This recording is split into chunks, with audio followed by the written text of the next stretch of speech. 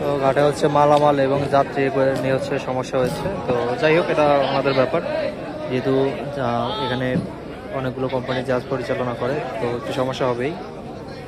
তো যাই হোক, সাকিন হচ্ছে এখন ঢাকার উদ্দেশ্যে যাচ্ছে, লালমনের সাকিন। তো আসলে সাকিনের বেশ সুনামে রয়েছে, যেহেতু হচ্ছে এই রুটে ভালোই সার্ভিস দিচ্ছে। আমি কয়েকবার ভ্রমণও করেছি, এটা সার্ভিস টাইম মেনটেন করে।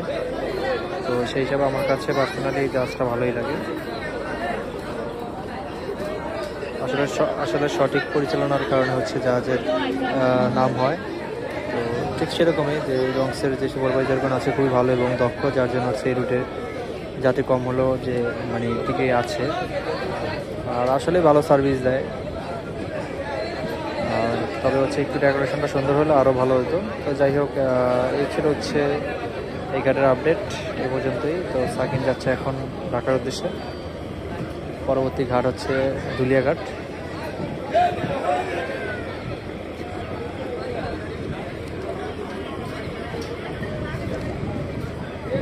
তো সামনে হচ্ছে খুব বড় একটা টার্নিং পয়েন্ট, আপনারা জানেন শীতকালে এই টার্নিং পয়েন্টটাতেই সমস্যা হয়।